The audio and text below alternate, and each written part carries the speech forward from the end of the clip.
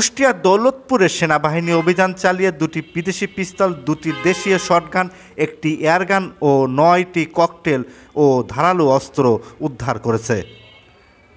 বৃহস্পতিবার রাত ২টা থেকে শুক্রবার সকাল ৯টা পর্যন্ত উপজেলা পিয়ারপুর ইউনিয়নের জগন্নাথপুর ও শেরপুর গ্রামে অভিযান চালিয়ে এসব অস্ত্র উদ্ধার করা হয়। এ সময় বাড়িতে অস্ত্র রাখার অপরাধে ৩ জনকে আটক করে সেনাবাহিনী।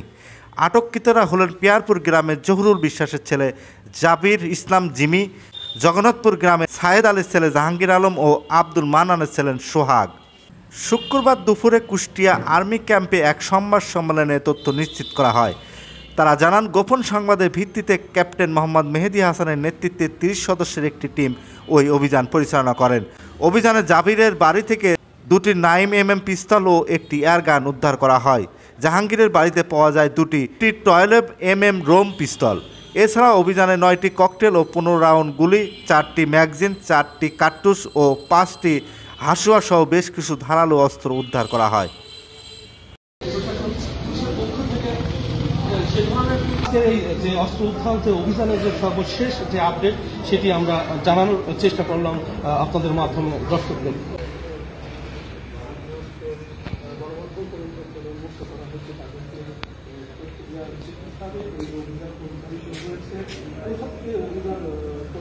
পরিচালিত হয়েছে এবং কি কি উদ্ধার হয়েছে সেটি কিন্তু আনুষ্ঠানিকভাবে তারা জানাচ্ছেন। সেই সাথে আমরা দেখেছি 3 জনকে আটকও করা হয়েছে এই ঘটনার সাথে জড়িত অভিযোগে, অর্থাৎ যে আগ্নেয়াস্ত্র বা গোলা বারুদ উদ্ধার করা হয়েছে, যাদের কাছ থেকে উদ্ধার করা হয়েছে, যাদের স্বীকারোক্তিতে উদ্ধার করা হয়েছে তাদেরকে কিন্তু আটক করা হয়েছে। বিশেষ করে সোহাগ নামের একজন রয়েছেন, জাহাঙ্গীর রয়েছেন, জারিফ হাসান রয়েছেন। তাদের কাছ থেকে তাদের জিজ্ঞাসাবাদের পরেই কিন্তু এই সমস্ত আগ্নেয়াস্ত্র উদ্ধার করা হয়েছে। সেনা ক্যাম্প কুষ্টিয়ার পক্ষ থেকে জানানো হয়েছে যে যেদিন থেকে এই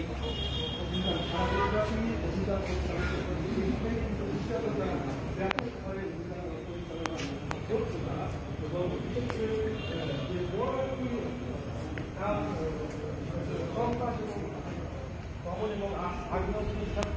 বিষয়টিকে তারা প্রাধান্য দিচ্ছেন এবং তারই অংশ হিসেবে আমরা দেখেছি